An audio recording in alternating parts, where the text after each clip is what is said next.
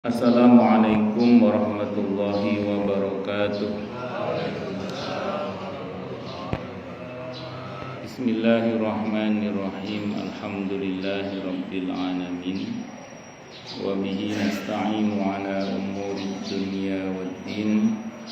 Wassalatu wassalamu ala asyrafil anbiya'i wal mursalin, Sayyidina wa habibina wa syafi'ina wa qurrati a'yunina wa maulana Muhammadin wa ala alihi wa ashabihi wa dzurriyyatihi ajma'in, amma ba'du.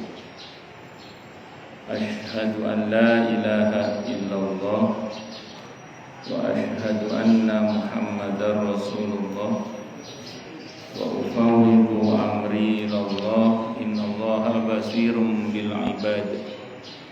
Hasbiyallahu la ilaha illa huwa alaihi tawakkaltu wa huwa rabbul arsyil azim. Wallahu ta'ala fi kitabihil karim hikayatan an nabiyillahi Musa alaihi salam, Rabbi syrah li sadri wa yassir li amri wahlul 'uqdatam min lisani yafqahu qawli.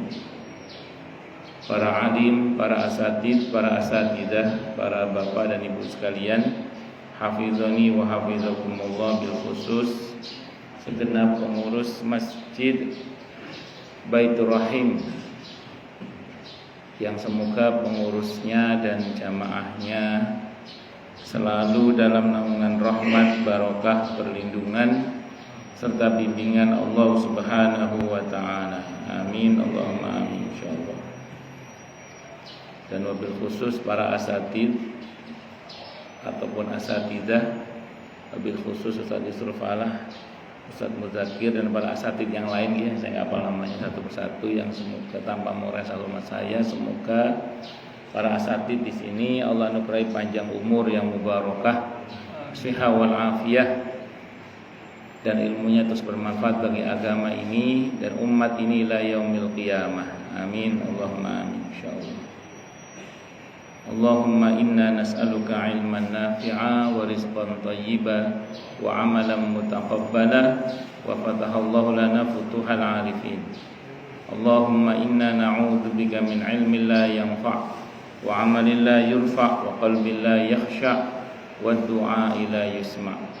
Allahumma ati anfusana taqwaha wa zakkiha anta khairu man zakkaha anta waliyuha wa maulaha. Amin, Allahumma amin, insyaallah. Bapak Ibu sekalian, hafizani wa hafizakumullah, tentu kita bacakan suratul Fatihah ya, untuk kelancaran pembangunan masjid ini. Semoga harapan-harapan baik panjenengan tentang masjid ini segera Allah ijabah dengan mudah, dengan mulia, dengan bahagia, dengan tanpa susah payah.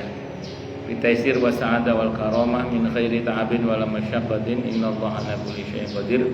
Wa bi lutfin wa afiyatin wa salamatin bulughil maram, sehingga masjid ini cepat selesainya, dimudahkan dalam penyelesaiannya, dilancarkan dalam penyelesaiannya dengan baik, dengan mudah, dengan mulia, dengan tanpa susah payah. Ala hadini as-salihah wa ala kulli niyatin salihah wa ila hadratin nabiyil mustafa Muhammadin sallallahu alaihi wasallam. Al-Fatihah. A'udzu billahi minasyaitonir rajim. Bismillahirrahmanirrahim. Alhamdulillahi rabbil alamin, arrahmanir rahim, maliki yaumiddin, iyyaka na'budu wa iyyaka nasta'in, ihdinas siratal mustaqim, siratal ladzina an'amta 'alaihim ghairil maghdubi 'alaihim waladdallin. Amin. Bismillahirrahmanirrahim. Masih melanjutkan kajian kita kitab At-Tadhkirah karya Al-Imam Al-Qurtubi rahimahullah rahmatan wasi'ah wa rahimallahu ulama al-muslimin. Qala al-muallif rahimahullahu ta'ala wa nafa'ana bihi wa bi'ulumihi fid dharain, amin. Bismillahirrahmanirrahim.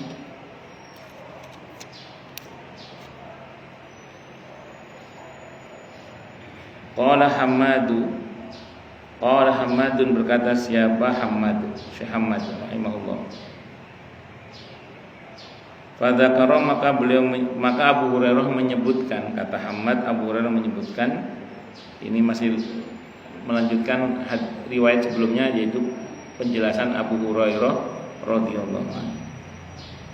Minti biriha wa dzakara al-miska.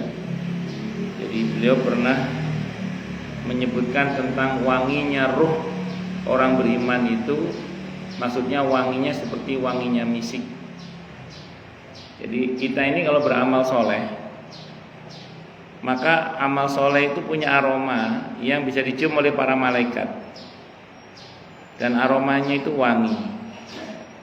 Makanya orang kalau meninggal dunia sementara dia banyak amal solehnya yang Allah terima, maka aroma ruhnya itu wangi. Aroma ruhnya itu apa? Wangi.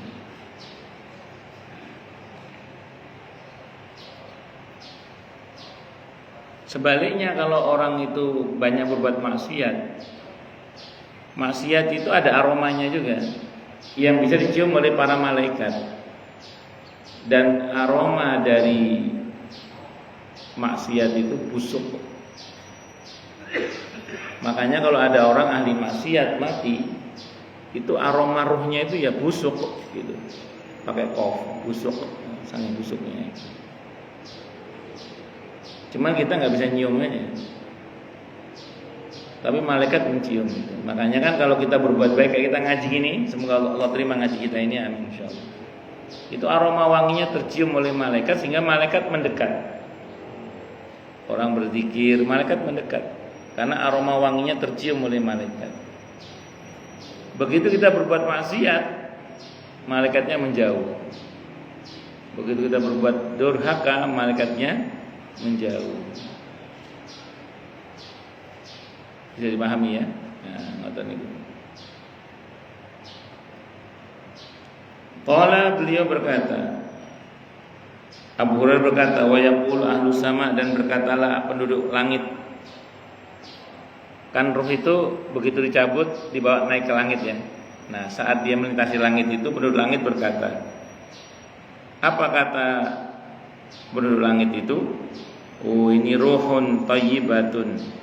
Ini ruh yang bagus.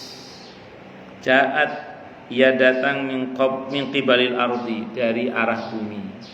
Ini ada ruh yang aromanya wangi baru datang dari arah bumi. Sallallahu alaika, didoakan oleh para malaikat. Sallallahu alaika, semoga Allah merahmati, mengampuni dan memuliakan kamu. Salawat itu rahmat, ta'zim, maghfirah. Jadi salawat itu rahmat, ta'zim, maghfirah. Berarti kalau sallallahu alaika, semoga Allah merahmati, mengampuni dan memuliakan engkau. Nah, gitu. Nah, kalau kita bersalawat untuk Nabi kita Muhammad sallallahu alaihi wasallam, kan dibalas oleh Allah satu salawat dengan 10 salawat. Man shalla alayya salatan wahidah sallallahu alaihi biha asyara. Siapa yang bersalawat kepadaku, kata Nabi, sekali, dibalas dengan 10 salawat. Salawat itu isinya apa? Rahmat, kasih sayang, ta'zim, memuliaan, dan maghfirah, ampunan. Jadi sekali kita bersalawat untuk Nabi kita Muhammad sallallahu alaihi wasallam, minimal kita dapat 10 rahmat, dapat 10 kemuliaan, dan dapat 10 ampunan. Itu minimal. Makanya ringankan lisan untuk bersolawat untuk Nabi kita Muhammad sallallahu alaihi wasallam. Dan kata para ulama, di antara ciri ahlu sunnah itu senang bersolawat. Di antara ciri ahlu sunnah itu senang bersolawat. Sallallahu alaihi, semoga Allah merahmati, memuliakan dan mengampuni engkau. Wa ala jasadin, dan atas jasad kunti yang ada engkau ta'murinahu, meninggalinya atau mendiaminya. Semoga Allah merahmatimu, mengampunimu, memuliakanmu, dan juga termasuk jasad yang kemarin kamu pernah tinggali, yang sedang diparkir di kuburan ya. Karena ini yang jalan ke langit ruhnya. jasadnya di kuburan. Ruhnya naik ke langit, jasadnya di kuburan. Diparkir di kuburan. Itu didoakan juga. Loh, berarti rohnya dapat, jasadnya di kuburan dapat juga doa malaikat. Iya, dapat. Makanya gini, ini teori para ulama. Kalau ada orang soleh meninggal dunia, ini kata penjelasan para ulama nih. Kalau ada orang soleh meninggal dunia, itu raganya kan non sewu diparkir di kuburan nggih, raganya. Rohnya kan naik ke langit, ngaten nggih. Itu kalau kata para ulama, itu seperti matahari dan cahayanya. Terhubung Mas itu. Terhubung. Makanya kan kalau kita ziarah ke Rasulullah Muhammad SAW, itu ada ulama yang tidak mau menggunakan ziarah ke kubur Nabi, tidak mau pakai itu. Saya ziarah kepada Nabi Muhammad SAW. Karena yang terhubungnya antara roh beliau yang mulia dengan raga beliau yang mulia itu. Itu berlaku bagi semua orang pada dasarnya, terutama orang-orang soleh. Satu dulu. Yang kedua, kan orang soleh itu kan dikepung malaikat tiap saat kan. Wong amal solehnya banyak, jadi wangi aromanya malaikat demen dekat malaikat itu, dekat orang soleh itu. Ketika raganya diparkir di kuburan, rohnya sudah menghadap kepada Allah di alam barzah sana. Pertanyaannya, apakah malaikat yang selama ini menemani raganya meninggalkan raga itu? Kata para ulama, enggak. Malaikat tetap menemani dan mendoakan terus untuk orang soleh itu. Makanya di antara tempat yang mustajabah itu adalah ziarah di makamnya orang-orang soleh.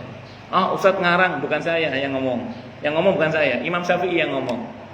Saya baca ini dalam kitab Ad-Da' wa Dawa karya Ibnu Qayyim Al-Jauziyah rahimahullah. Yang mengatakan Imam Syafi'i, yang ngutip yang saya baca Ibnu Qayyim Al-Jauziyah rahimahullah. Saya itu kata Imam Syafi'i, setiap kali ada hajat ziarah ke makam Imam Hanafi, doa saya pasti dikabulkan oleh Allah, gitu. Contoh mintanya sama Allah. Cuman kan nun sewu, raga yang mulia Imam Hanafi kan tidak ditinggal oleh malaikatnya kan. Sehingga kalau ada orang ziarah di situ, ya paling enggak dapat aminnya malaikat yang selama ini menjaga raganya Imam Hanafi. Itu penjelasan para ulama itu gitu. Imam Syafi'i itu gitu. Pokoknya saya kalau ada hajat, saya ziarah makamnya Imam Hanafi. Saya doa sama Allah, minta sama Allah. Itu seperti itu. Dan Allah kabulkan. Karena di antara tempat yang mustajabah itu adalah ziarah di makamnya orang-orang soleh. Tapi ingat mintanya kepada Allah, mintanya kepada Allah. Bahkan ada Habib di Pasuruan itu kalau ada hajat yang berat ke Jakarta, ziarah di keluar Batang itu, Habib Hussein Al-Idris rahimahullah. Allah Akbar. Ada juga kalau pribadi nggih, kalau di Jawa Timur itu Pengyai Hamid Pasuruan. Niku di samping ke guru-guru kita ya, itu yang utama juga. Tidak boleh tinggal, nanti ke gurunya lupa lagi ke guru-guru kita. Nah itu diantaranya. Kalau di Surabaya di Sunan Ampel, itu biasa. Selebihnya terserah jenengan lah di mana. Tapi ingat mintanya kepada Allah. Kalau jenengan nanya dalilnya, mana dalilnya ziarah ke orang-orang soleh dalam hal ini sepeninggal mereka? Jenengan kalau baca hadis Isra dan Mi'raj, saya ulangi, jenengan kalau bicara hadis, membaca hadis Isra dan Mi'raj, sebelum Nabi Mi'raj, Nabi kemana dulu? Melintasi makam Nabi Musa alaihissalam. Nabi bahkan bercerita, saya melihat Nabi Musa sedang sholat di atas kuburnya. Bukan sebagai kewajiban. Jangan bayangkan Nabi Musa di atas kuburnya terus sholat gitu, bukan. Maksudnya di barzahnya sana beliau itu sholat. Dan itu sahih hadisnya, Bukhari, Muslim ada di situ. Aukamakal. Dan itu bukan sebagai kewajiban, tapi sebagai kesenangan. Nabi Musa itu orangnya senang sholat. Maka sampai meninggal pun beliau senang sholat. Itu Nabi Musa. Jadi kalau baca beberapa penjelasan para ulama, saya punya kitab namanya Qisasul Anbiya karya Ibnu Katsir itu. Nabi Musa itu kalau mau berdoa, mau sholat itu keliling kampung. Ayo siapa yang punya doa minta sama Allah titip sama saya. Ayo siapa yang punya harapan kepada Allah titip sama saya. Keliling kampung. Semua orang ditanya, ayo siapa punya doa apa sampean? Titip sama saya mau menghadap kepada Allah ini. Saya mau sholat ini. Ayo siapa yang titip doa? Keliling kampung, Pak. Apa kata Nabi Musa? Kalau kalian nitip doa sama saya, itu ada alasan saya nanti ngobrol berlama-lama dengan Allah. Jadi Nabi Musa itu seneng ngobrol sama Allah lama, itu seneng. Makanya kalau ada orang nitip doa beliau seneng. Semakin banyak nitip beliau tambah seneng. Kenapa? Kata beliau berarti saya ada kesempatan lama ngobrol sama Allah. Kata Nabi Musa itu. Beliau senang berlama-lama dalam sholat itu.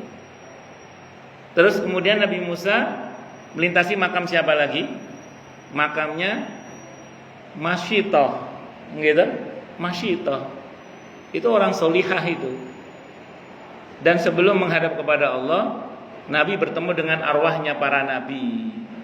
Sholat berjamaah di Masjidil Aqsa. Baru kemudian menghadap kepada Allah.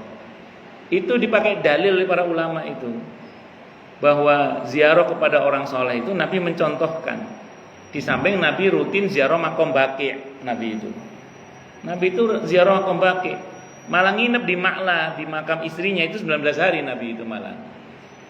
Jadi jangan dikira senang ziarah ke makam orang soleh itu kebiasaan yang tidak ada dalilnya. Itu dalilnya soleh banget itu, soleh dan soreh. Itu sebetulnya. Walaupun saya ulang tadi, itu semua kita mohon kepada Allah, bukan mohon kepada selain Allah, tetap mohonnya kepada Allah. Tapi itulah tempat-tempat yang mustajabah. Makanya ada beberapa orang itu yang mungkin merasakan bagaimana kalau ziarah ke makam orang soleh itu ada ketenangan di situ. Ya mereka dikepung malaikat rahmat itu. Jadi jangan pernah bayangkan kalau ya orang soleh itu meninggal malaikatnya pergi. Enggak, tetap menemani. Termasuk menemani raganya yang tadi didoakan baik. Ini penjelasan Abu Hurairah tadi. Jadi yang didoakan malaikat tidak hanya rohnya, bahkan jasadnya juga didoakan masih. Jadi malaikat tidak pernah meninggalkan jasadnya orang-orang soleh itu. Makanya kalau kita ziarah makamnya pun kita kecipratan doanya malaikat rahmat yang ada di situ. Itu seperti itu di antara tempat yang mustajabah. Nah, ngeten-ngeten ini kan banyak orang yang mungkin mengira enggak ada dalilnya, padahal ada dalilnya. Bahkan Nabi kita Muhammad SAW itu mencontohkan sering ziarah Baqi', ziarah syuhada Uhud, ziarah Badar Nabi itu. Yang rutin Baqi' sih yang rutin sama Uhud itu. Bahkan di Ma'la Nabi 19 hari di makam istrinya radhiyallahu anha, Siti Khadijah radhiyallahu anha. Itu seperti itu.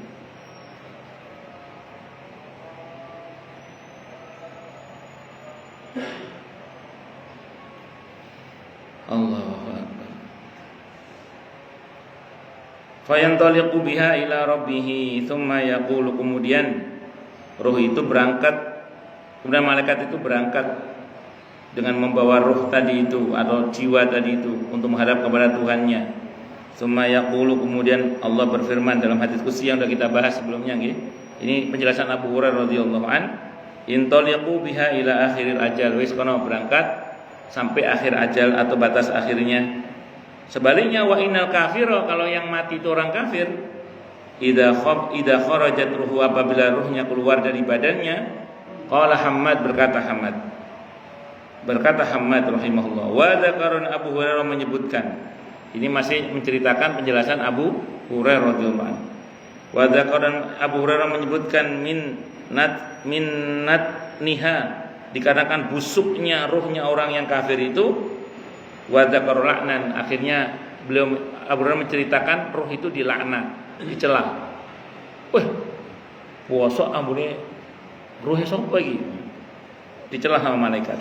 Wa yaqul ahlu sama, dan ahli langit, penduduk langit pada berkata, ruhun khabisatun ja'at min qibalil ardh. Wah, iki ruh sing bosok iki sedang datang dari arah bumi. Ada ruh yang busuk datang dari arah bumi. Qala, berkata siapa Abu Hurairah radhiyallahu anhu, fayuqalu, maka dikatakan kepada ruh tadi, kepada malaikat yang bawa ruh tadi itu, intoliqu biha ila akhiril ajal. Wis kono berangkat, bawa dia sampai akhir, batas akhirnya. Kalau di hadis yang kita bahas sebelumnya, hadis riwayat Ahmad, Abi Dawud, Ibnu Majah rahimahumullah, hadisnya sahih dari semua jalur periwayatannya. Hadisnya sahih dari semua jalur periwayatannya. Ada hadis itu sampai langit pertama saja sudah ditolak ya. Sampai langit pertama saja sudah ditolak. Kata Allah, banting dia ke barzahnya, dibanting ke barzahnya. Sampai di barzahnya ya meletet. Datang Munkar Nakir, tidak lulus pertanyaan kubur, langsung Allah bilang buka lorong tembus neraka. Buka pintu tembus neraka, jadinya kuburnya itu jurang-jurang neraka. Nauzubillahi minasyarri dzalik. Imam Tawus menceritakan akidah para sahabat, dikutip oleh Sufyan Ats-Tsauri rahimahullah, dan ini saya baca sumbernya dari kitab Hulyatul Auliya dan beberapa referensi yang lain, karya Abu Nu'aim rahimahullah al-Hafidh. Beliau mengatakan bahwa kalau orang itu orang baik, pertanyaan kuburnya maksimal 7 hari.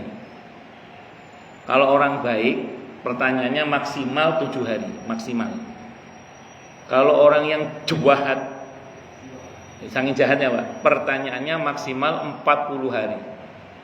Jadi kalau 7 hari nggak lulus, berarti ada perpanjangan waktu 40 hari.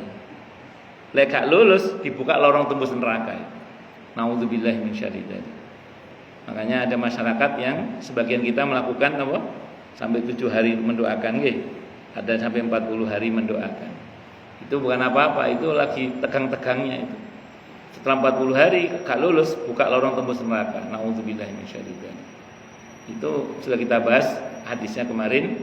Riwayat Ahmad, Abi Dawud, Ibnu Majah, kata Imam Al-Qurtubi, hadisnya sahih dari semua jalur periwayatannya, atau kama qala Rasulullah sallallahu alaihi wasallam.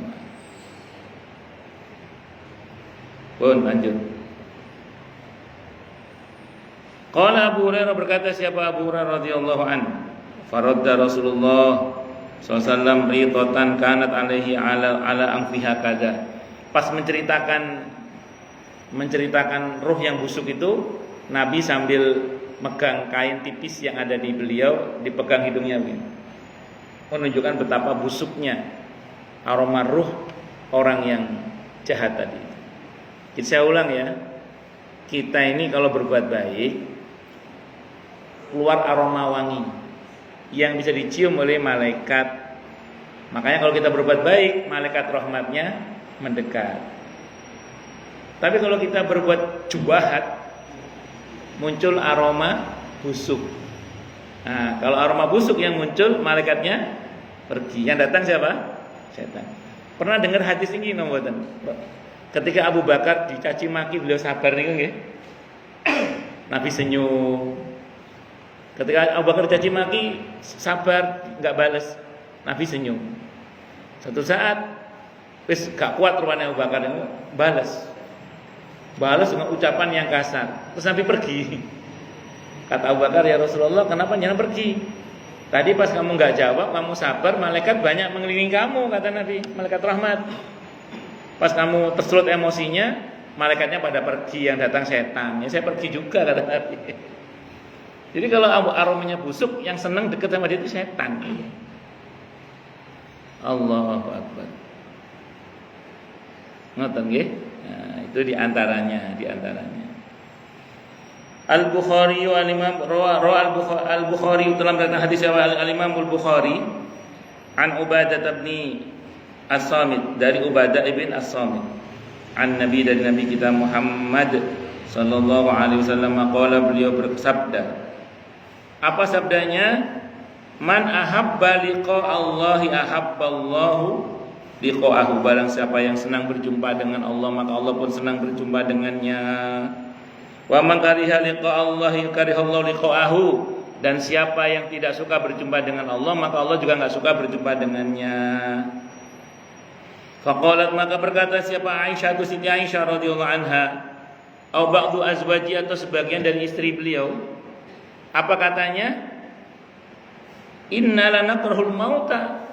Padahal kita ini enggak senang mati ya Rasulullah. Apa berarti itu kita tidak suka bertemu dengan Allah? Karena kata saya umumnya kita kan nggak senang mati. Apakah berarti kita ini nggak senang bertemu dengan Allah? Kata Siti Aisyah nanya gitu kepada Rasulullah Muhammad SAW. Faqala, maka bersabda siapa Rasulullah Muhammad sallallahu alaihi wasallam, laisa dzaka. Bukan begitu maksudnya, bukan begitu maksudnya. Walakinnal mu'mina idza hadarahu al-mautu, akan tetapi seorang mukmin itu apabila datang kepadanya kematian, busyira biridwanin minallah, maka dia akan diberi kabar gembira dengan keridhaan dari Allah, wa karamatihi, dan kemuliaan dari Allah. Falaisa syai'un habba ilaihi mimma amamahu, maka tidak ada sesuatu pun yang lebih dia cintai daripada apa yang ada di hadapannya.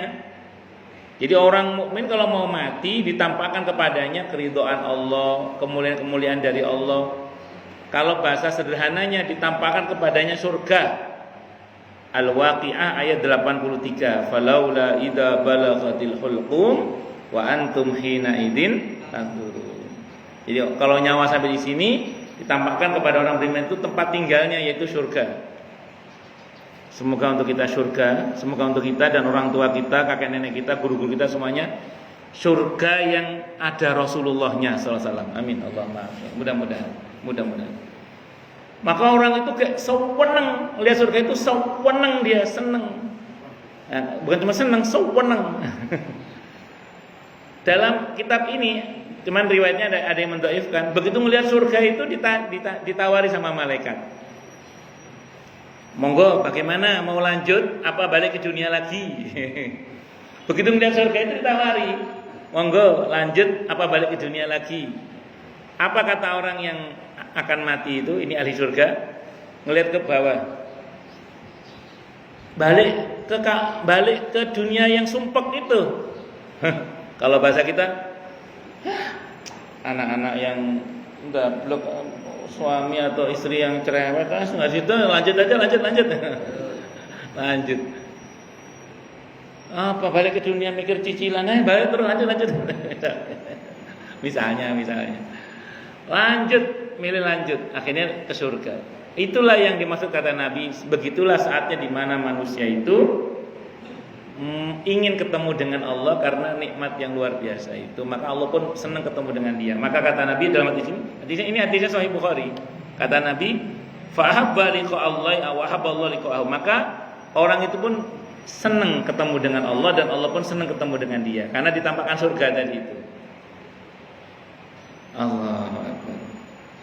Tapi sebaliknya, wa innal kafira, dan semuanya orang yang kafir, idza hadaru al-maut, apabila datang kepadanya kematian, busyira bi adzabillah, maka dia diberi kabar gembira dengan azab Allah, azab dari Allah, wa uqubati, dan siksaan Allah.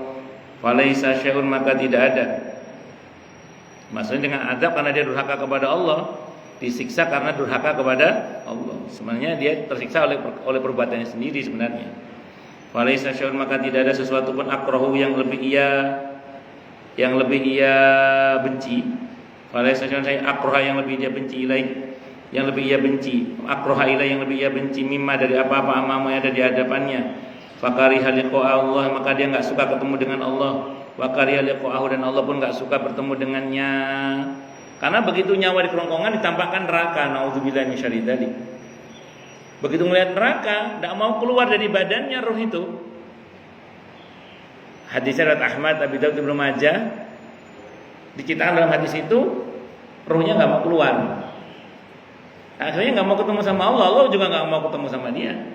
Cuman masalahnya kan ajal harus tepat waktu.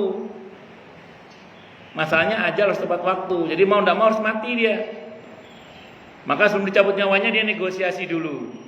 Laula akhartani ila ajalin qarib fa asaddaqa wa akum minas salihin. Ya Allah, boya kematian saya ditunda sebentar saja. Saya mau sedekah dan jadi hamba-Mu yang saleh. Itu ayat 10 surah Al-Munafiqun, ayat 11-nya ditolak oleh Allah. Karena ajal itu tidak akan diakhirkan, harus tepat waktu.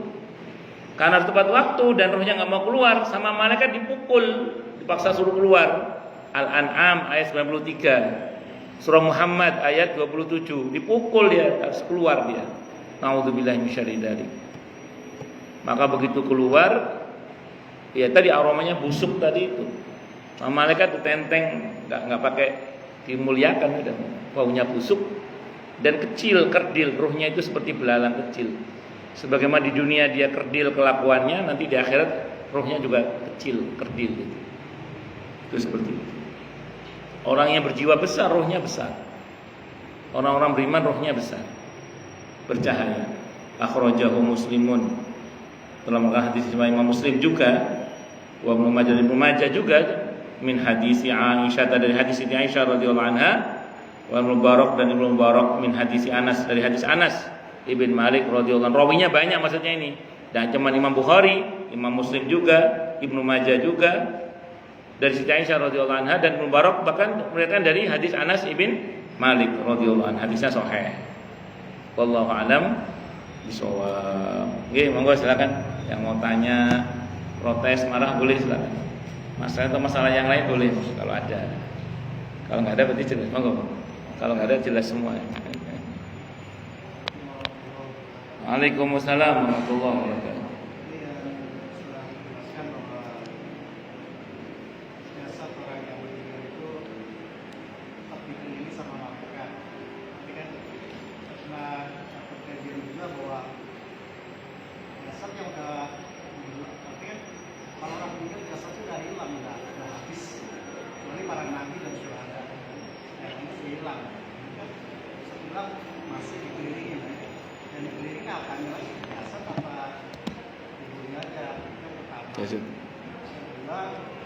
Berkaitan dengan meminta atau meminta diangkat sebagai orang soleh atau di atau di kuburan lah, kecuali kuburan Nabi ya. Kan kajian lain saya dapat bahwa itu nggak bisa kita meminta sesuatu di kuburan. Sedangkan kita bangun masjid atau tempat sholat aja di sisinya ada kuburan, itu nggak sah katanya. Gimana Ustaz? Bagus. Saya mau terangkan dulu. Saya mau tanya, apakah kalau orang mati raganya habis sama sekali? Taruhlah orang soleh itu raganya habis misalnya. Taruhlah misalnya orang soleh itu raganya habis. Saya mau tanya, apakah habis sama sekali? Ada satu bagian tubuh yang Nabi memastikan itu tidak bisa hancur.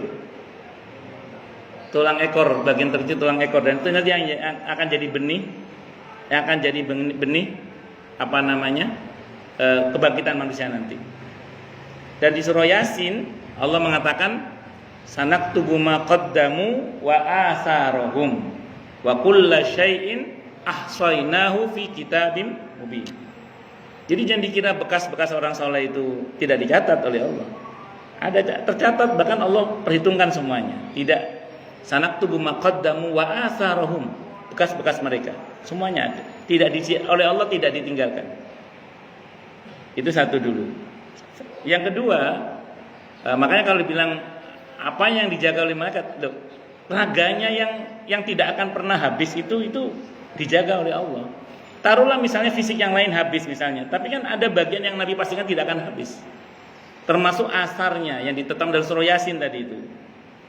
Itu Allah yang mengatakan itu. Sanaktubu ma qaddamu wa atharahum wa kulla syai'in ahsaynahu fi kitabim mubin. Satu nggih? Satu. Yang kedua begini.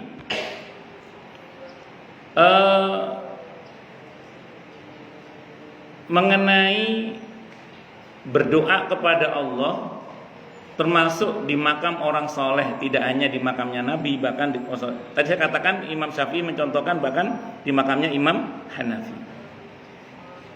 Ini konteksnya berdoa sama Allah dong ya, bukan minta sama orang soleh itu. Jadi kalau misalnya ada orang yang melarang melakukan itu, pertanyaannya apa dasarnya? Wong Nabi ziarah ke makam sahabat,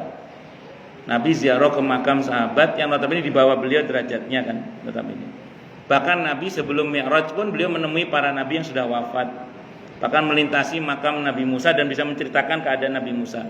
Dalam satu riwayat, tapi bukan di Sahih Bukhari dan Muslim. Kalau tadi Bukhari Muslim itu yang Masyito, Nabi Musa. Ada lagi riwayat yang lain, Nabi Daud, melintasi Nabi Daud. Nabi Daud malah bikin halaqah ilmu di barzahnya.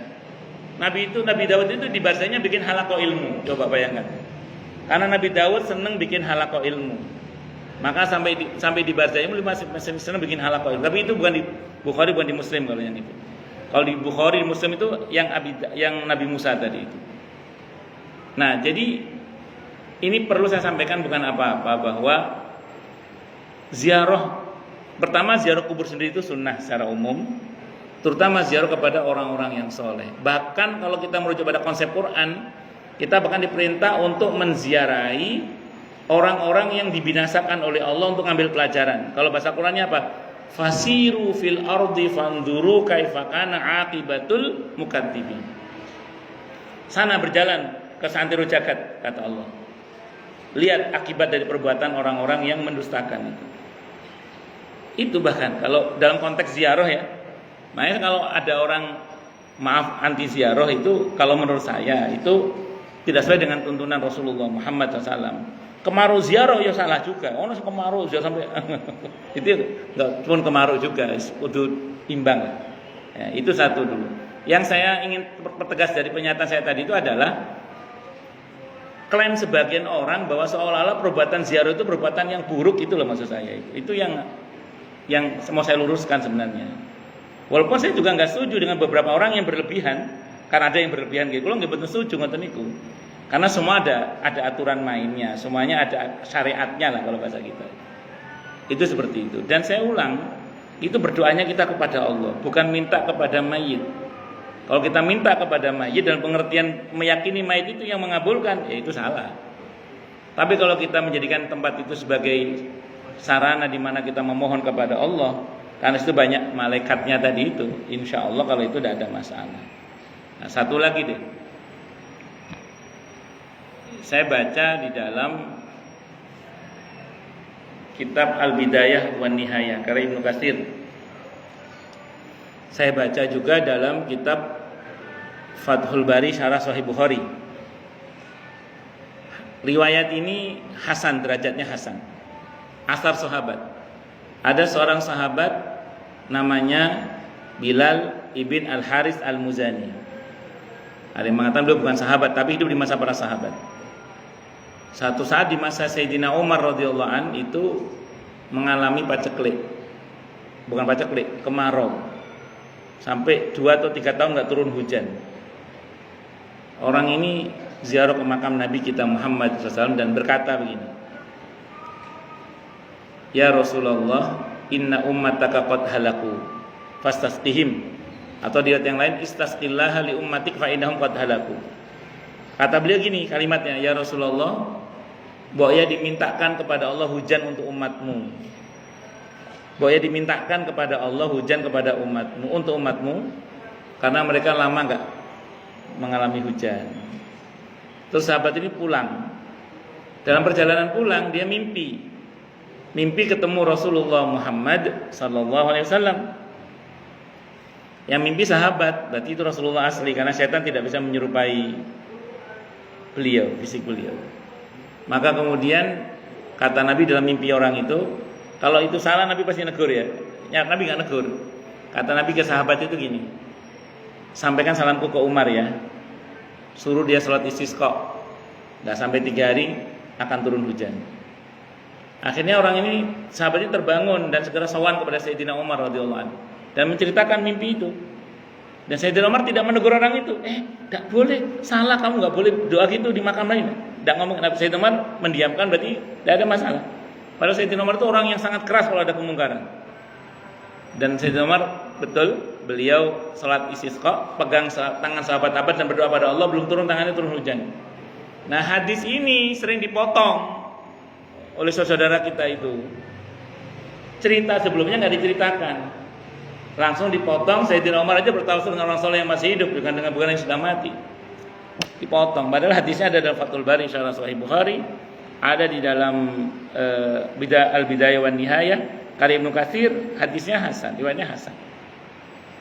Nah, jadi tapi tetap intinya bukan minta sama Allah, bukan minta sama selain Allah, maaf. Mintanya tetap hanya pada Allah, tapi kita dengan berziarah kepada orang-orang soleh. Itu seperti itu. Wallahu a'lam bishawab. Nah, kalau mengenai kita sholat di masjid dekat kuburan aja tidak sah, oke, pendapat itu ada memang. Ada pendapat itu, termasuk dalam fikih sunnah saya baca ada, oke. Tapi saya mau tanya sekarang, Nabawi itu di mana posisinya? Oke, orang mengatakan itu khusus untuk Rasulullah Muhammad SAW. Pertanyaannya, Abu Bakar bagaimana? Umar bagaimana? Kan dekat situ juga. Kalau Nabi khusus memang, bagaimana dengan Sayyidina Abu Bakar radhiyallahu anhu? Bagaimana dengan Sayyidina Umar radhiyallahu anhu yang bukan Nabi? Oke, misalnya ini khusus. Sekarang mau tanya, pelebaran Baqi nyentuh pelebaran Nabawi, halamannya nyentuh Baqi enggak? Pelebaran Nabawi itu loh, nyentuh Baqi enggak sekarang? Nyentuh Baqi itu pelebaran halamannya itu. Ayo, mau bilang enggak sah? Enggak, tapi kan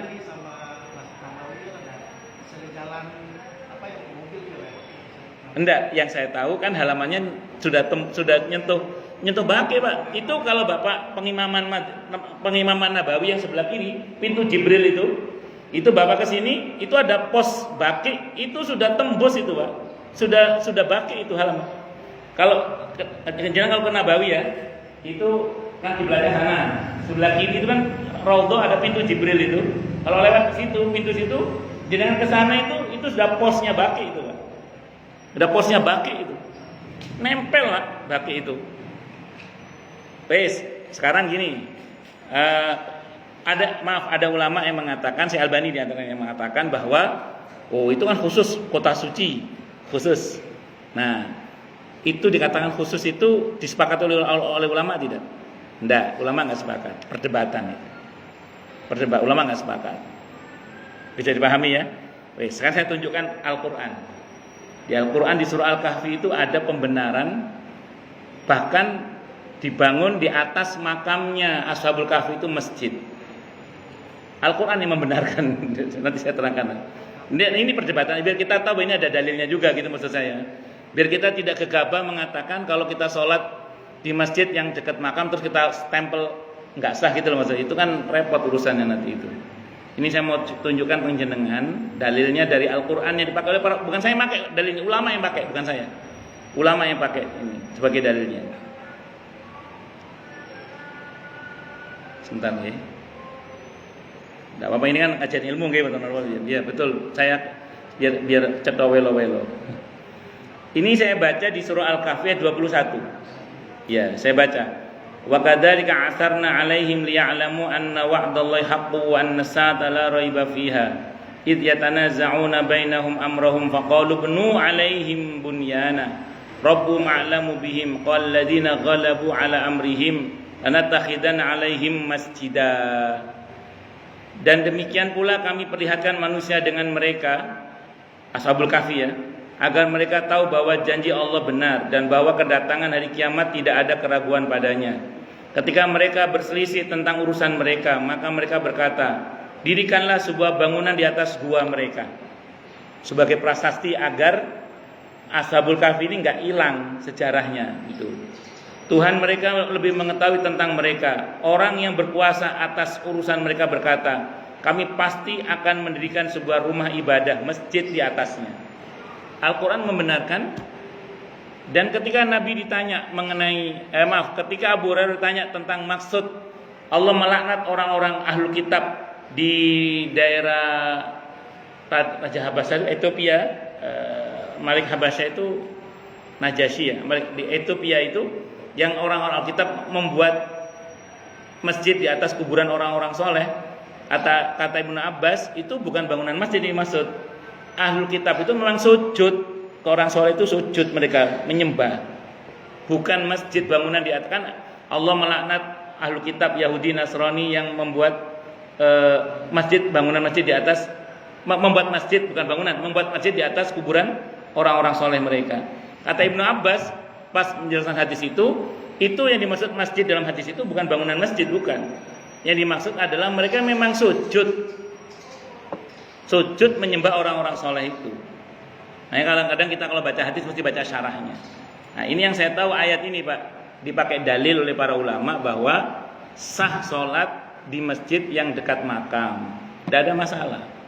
Itu seperti itu. Walaupun saya akui pendapat yang Bapak bilang tadi itu ada memang. Saya akui ada. Pendapat itu ada. Walaupun nanti ada rinciannya, karena itu nggak bisa dipukul rata. Kalau dipukul biasanya nggak rata, gitu, benjol. Nah, ini nggak apa-apa ya. Saya bedah agak luas ya, nggak apa-apa ya. Maksud saya ini gini loh. Tidak apa-apa, nanti jenengan berpendapat bahwa kalau masjid ada makamnya berarti nggak sah sholatnya. Anda jangan sholat di situ, nggak apa-apa, nggak ada masalah saya itu.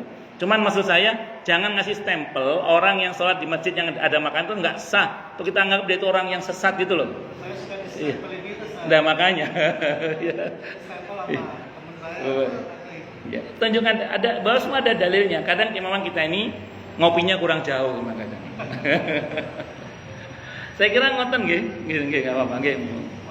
Nggih sami-sami. Monggo yang lain silakan kalau ada. Nggih, monggo. Nggih. Biasa sampai pejabat negara itu Nggih.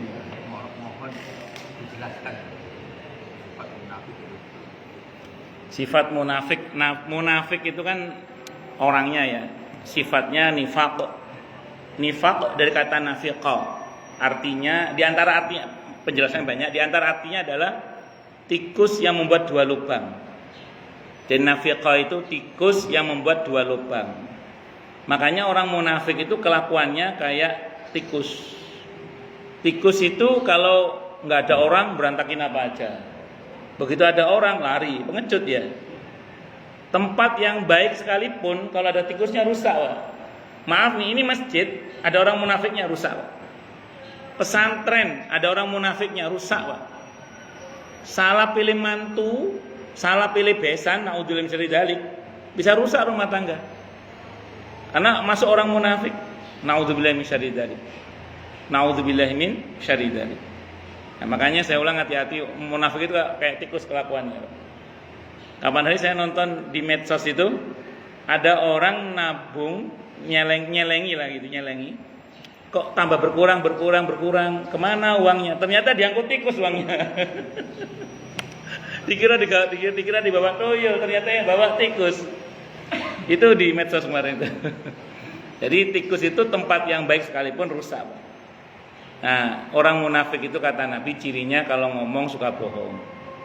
Kalau janji suka ingkar, kalau dipercaya dia khianat, tidak amanah dia khianat. Nah, supaya kita terhindar dari penyakit munafik ini, di antara kiatnya sebenarnya adalah yang ini resep dari Nabi langsung ya, aukamakol arba'in itu. Salat berjamaah di masjid mana saja, nututi takbiratul ihramnya imam. 40 salat wajib non-stop tanpa putus. Jadi kalau kita bisa salat berjamaah di masjid nututi takbiratul ihramnya imam 40 kali salat berturut-turut, namanya arba'in itu. Nah, itu dijamin bebas dari penyakit munafik. Tapi dengan catatan jamaah di masjid nututi takbiratul ihramnya imam. Oke, non-stop tuh 40 salat. 40 salat. Masjid mana aja udah. Nah, itu insyaallah bebas, Nabi, bahkan Nabi yang menjamin bebas dari penyakit munafik. Itu seperti itu. Nah, kalau supaya kita selamat dari orang munafik bagaimana? 40 salat. 40 salat itu 8 hari berarti. 8 hari. Boten 40 salat. Jangan kalau arba'in di Madinah haji, kalau 40 hari wis mulai, Pak. Kan di Nabawi kan ada arba'in ya sebagian kalau paket yang reguler itu. Walaupun arba'in nggak harus di Nabawi sebenarnya, di mana saja. Cuman kan mumpung di sana gitu aja sih.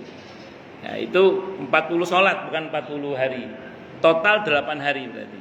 5 kali 8 kan 40. 40 sholat. 40 sholat fardu berjamaah di masjid nututi takbiratul ihramnya imam. Itu dijamin bebas dari penyakit munafik. Nah, ngoten nggih? Wallahu a'lam bishawab. Kalau supaya kita selamat dari orang munafik, ya maaf, jangankan kita Pak, Nabi aja enggak selamat kok. Maksudnya Nabi aja dikasih musuh orang munafik apalagi kita. Nabi aja dikasih musuh orang munafik Pak, apalagi kita Pak gitu. Itu Muhammad Rasulullah, apalagi Muhammad Subhan. Biasa gitu. Kudu sabar Pak. Jadi mau enggak mau dalam pergaulan kita pasti ketemu sama orang-orang munafik itu pasti. Bismillah, banyak-banyak bilang pada Allah saja karena sekelas Nabi pun diuji oleh Allah dengan orang-orang munafik. Wallahu a'lam bishawab. Ngaten nggih? Cekap nggih? Dengan doa. Asyhadu an la ilaha illallah wa asyhadu anna Muhammadar Rasulullah. Allahumma shalli wa sallim wa barik ala sayyidina maulana Muhammadin wa ala alihi wa ashabihi wa dzurriyyatihi ajmain. Walhamdulillahi rabbil alamin ya dzal jalali wal ikram. Ya hayy ya qayyum ya arhamar rahimin ya wadud ya ghafar ya mujibad da'awat. Allahumma inna nas'aluka bi annana nashhadu annaka antallah la ilaha illa anta al-ahad wa samad wa alladzi lam yalid wa lam yulad wa lam yakul lahu kufuwan ahad. Allahumma ighfir lana dhunubana wa liwalidina wa limashayikhina wa li ashabil huquqil wajibati alaina.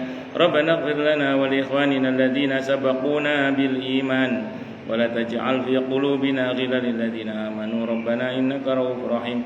Allahumma ya Allah, ampunilah dosa-dosa kami, dosa-dosa kedua orang tua kami, dosa-dosa guru-guru kami, dosa-dosa keluarga kami, dosa-dosa muslimin, muslimat, mukminin, mukminat, baik yang masih maupun yang sudah wafat. Allahumma ya Allah, jadikanlah kami semua termasuk orang-orang yang sukses dunia akhirat, selamat dunia akhirat, bahagia dunia akhirat, dan permudahlah setiap urusan kami ya Rabb fid dini wa dunya wal akhirah. Ya Allah, limpahkanlah hidayah selalu untuk kami, tingkatkanlah selalu hidayah untuk kami, dan berikanlah hidayah untuk siapapun yang melihat kami ya Rabbana ya Rabbana ya Rabbana ya Rabbana ya Rabbana. Rabbana atina fid dunya hasanah wa fil akhirati hasanah wa qina adzabannar. Rabbana atina min ladunka rahmatan wa hayyi lana min amrina rasyada. Rabbana la tu'akhidna in nasina aw akhtana. Rabbana wa la tahmil 'alaina isran kama hamaltahu 'alal ladzina min qablina. Rabbana wa la tuhammilna ma la taqata lana bih wa'fu 'anna waghfir lana warhamna anta maulana fansurna 'alal qaumil kafirin. Rabbana la tuzigh qulubana ba'da idh hadaitana wa hab lana min ladunka rahmah innaka antal wahhab.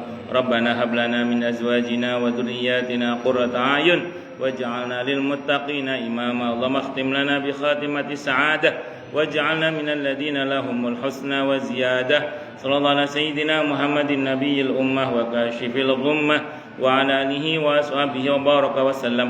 Subhana rabbika rabbil izzati amma yasifun wa salamun alal mursalin walhamdulillahi rabbil alamin. Subhanakallahumma bihamdika asyhadu an la ilaha illa anta astaghfiruka wa atubu ilaik. Sallallahu alaihi Muhammad wa alihi wasallam. Saya mohon maaf. Wassalamualaikum warahmatullahi wabarakatuh. Ibu dan Bapak sekalian, ini mau dibagi